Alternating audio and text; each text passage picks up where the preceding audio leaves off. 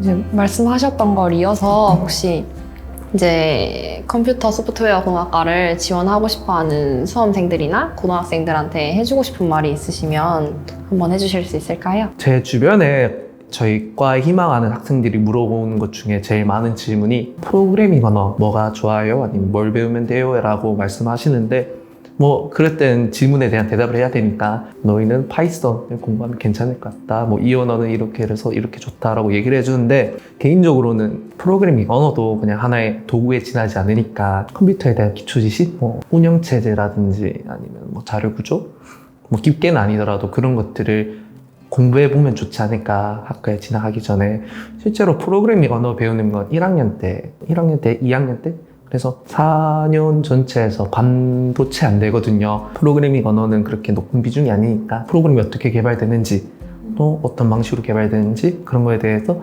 간단하게 찾아보고 공부해오는 거를 저는 추천드리고 싶어요. 네, 멘토님께서 이제 수험생들이 이제 입학 전에 배워뒀으면 좋겠던 것들 아니면 입학하기 전에 알아두면 좋을 것들에 대해서 말씀을 먼저 해주셨는데 그럼 혹시 입학 전에 이런 건 구매하고 오면 조금 더 나을 것이다 이런 게 가지고 있으면 조금 더 학과 생활하기 편할 것이다 하는 그런 것들이 있을까요? 우선 손목 보호대랑 뭐 번호 빵석 그리고 허리 받침대 목 보호대 뭐 이런 내 몸을 지킬 거 정도는 말해주면 괜찮을 것 같은데 뭐 이건 장난이고요.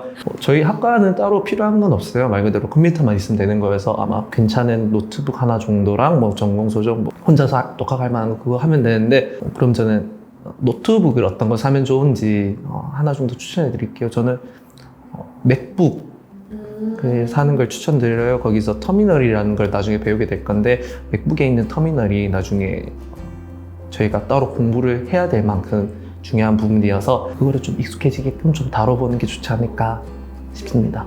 혹시 멘토님 MBTI가 어떻게 되세요? 저는 보시기와는 다르게 제이발랄한 활동가 ENFP입니다. 그러시면은 혹시 ENFP 제기말라라 활동가 성격이 학과에는 잘 맞다고 생각하세요? 우선 ENFP에 대해서 몇 가지 특징을 꼽자면은 하고 싶은 것만 한다, 하기 싫은 건 죽도록 안 한다, 그리고 뭐 주변 사람들과 교류를 좋아한다 이런 건데 저는 그거 되게 좋다고 봐요. 케이스 바이 케이스인데 만약에 프로그래밍에 흥미를 느낀다면 ENFP만큼 좋은 게 없지 않나. 왜냐면은 프로그래밍 할 때 제일 중요한 것 중 하나가 얼마나 오래 컴퓨터 앞에 앉아 있느냐. 근데 저희 ENFP는 재밌는 일은 정말 끝까지 하잖아요. 그래서 저 같은 경우에는 뭐 6시간, 8시간 계속 컴퓨터 앞에 앉아 있던 적도 있었으니까. 근데 안 맞으면 정말 안 맞는 게 ENFP예요. 하기 싫어 그럼 던져버려야 되니까. 그래서 참 케이스 바이 케이스인데 저는 잘 맞았던 것 같아요. 잘 맞으셨어요? 네.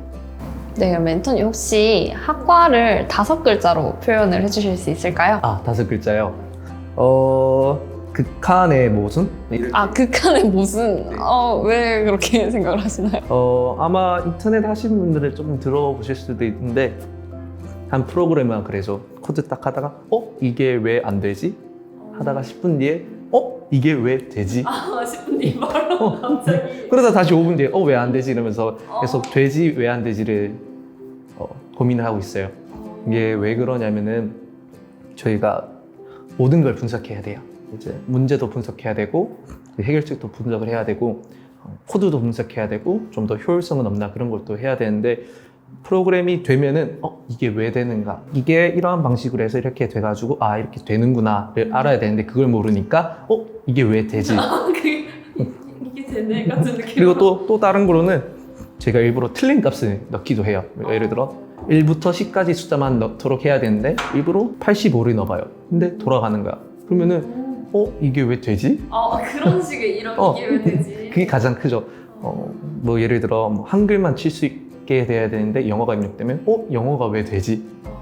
그리고 다시 수정을 합니다. 그러면은 영어가 이제 입력이 안 되는 거예요. 그러면 이제 한글을 입력해야 되는데 안 돼요. 그러면 이게 왜 안 되지? 그런 거예요. 극한의 모순. 말 그대로 극한의 모순인 거죠. 근데 그것도 코드를 분석하다 보면 모든 거는 제 잘못입니다. 컴퓨터는 잘못 없어요. 굉장히 꼼꼼하게 잘 봐야 하는 분야인 것 같네요. 그럼 혹시 이제 꼼꼼한 그런 성격 같은 것도 학과에서 조금 필요로 하는 그런 부분이 될까요? 네. 꼼꼼한 것도 있는데 무엇보다 끈기가 정말 커야 됩니다. 그러면 우리 과에서 절대 포기할 수 없는 요소라든지 핵심 역량에 대해서 말씀을 해주시자면 포기할 수 없는 거는 한마디로 표현하면은 치질이죠. 지금 치질이죠. 이거는 개발자라면 피해갈 수 없는 거라고 생각해요. 치질. 저는 아직 개발자가 되지 않았기 때문에 아직 멀쩡한데 들리는 얘기가 하면은 좋은 개발자를 뽑기 위해서는 허리 둘레와 치질 여부를 판단해라.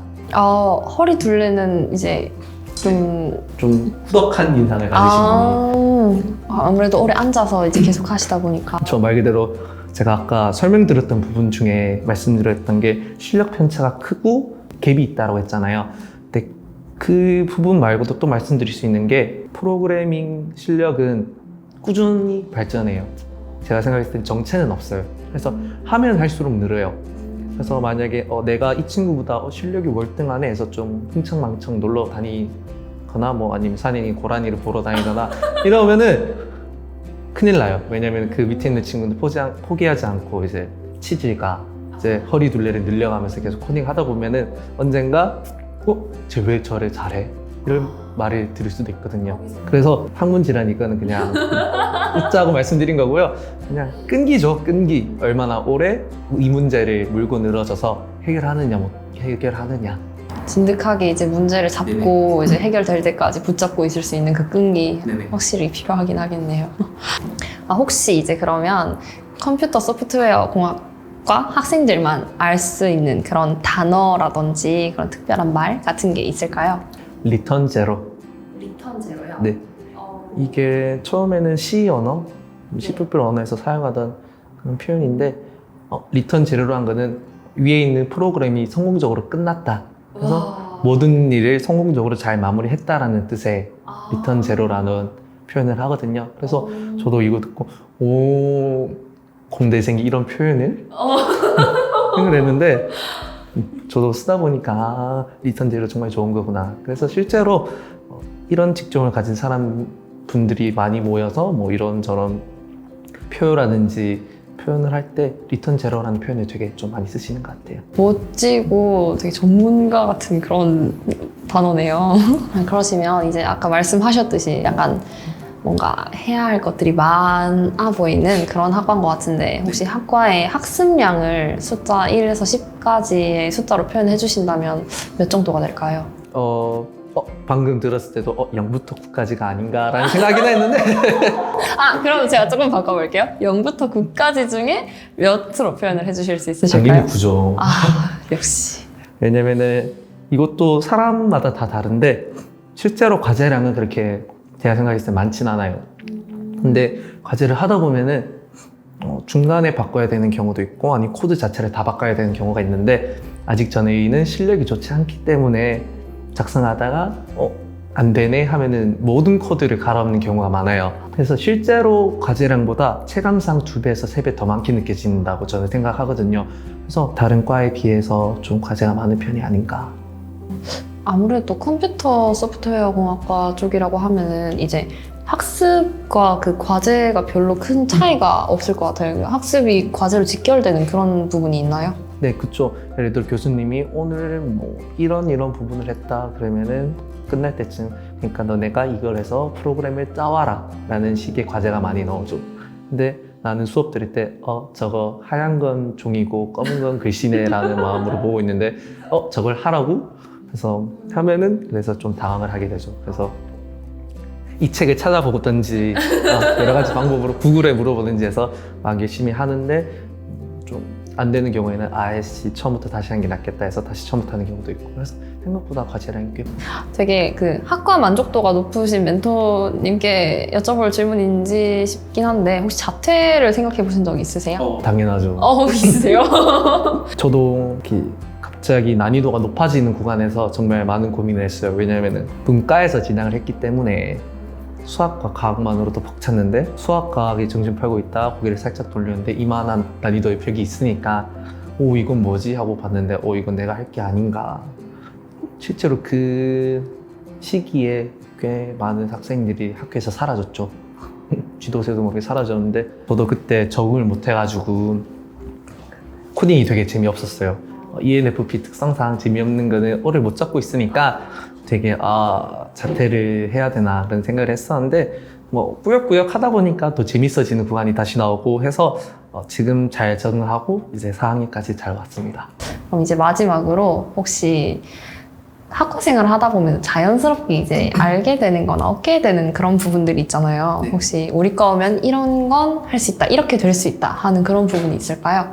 제가 얻은 것 중에 가장 크게 두 개를 꼽자면은 추진력이랑 문제 분석 능력을 꼽고 싶어요. 왜냐면은 실제 제 주변이라든지 아니면 다른 분들 얘기를 들어보면은 제 주변에 있는 불편함이나 문제를 프로그래밍해서 고치는 경우가 종종 있어요. 예를 들어 난 누워있어. 정말 과제를 최선을 다해서 끝냈고 이제 자고 싶은데 불이 너무 밝아. 그러면 꺼야 되는데 정말 일어나기가 싫어. 근데 스위치는 저기 있다. 이런 불편함이 너무 싫어가지고 뭐 아두이노라든지 뭐 이런 저런 기계를 사와서 코딩을 해서 누우면은 로봇손이 불을 끄게 하는 그런 프로그래밍 기술을 해서 만드시는 경우가 종종 있더라고요. 제가 느꼈을 때는 실생활에 있는 문제를 분석하고 또 그거를 해결해 나갈 수 있는 추진력을 얻을 수 있게 됩니다. 네. 오늘 금호공대 컴퓨터 소프트웨어 공학과에 대해서 정말 자세하고 재미있는 부분들에 대해서 많이 알게 된 것 같은데 혹시 마지막으로 멘토님께서 하시고 싶은 말씀이 있으시면 앞쪽 보고 한번 해주시겠어요? 오늘 저도 정말 재밌었고요. 여러분들한테 부족하지만 나름의 제 경험과 지식을 나눠드릴 수 있게 되어서 정말 너무너무 좋았습니다. 그리고 추가적으로 궁금하신 내용이 있으시다면은 제가 메일 주소를 남기고 갈게요. 거기에 남겨주시면은 제가 성심성의껏 답변을 남겨보도록 하겠습니다. 오늘 정말 재밌었습니다. 네. 앞으로도 저희는 다양한 대학생 멘토분들을 모시고 프로그램을 진행할 예정입니다. 혹시 더 궁금하신 대학교나 학과에 대한 질문은 댓글로 남겨주시면 저희가 다음 영상에서 반영해 더 좋은 영상으로 찾아뵙도록 하겠습니다. 여러분 안녕히 계세요. 안녕.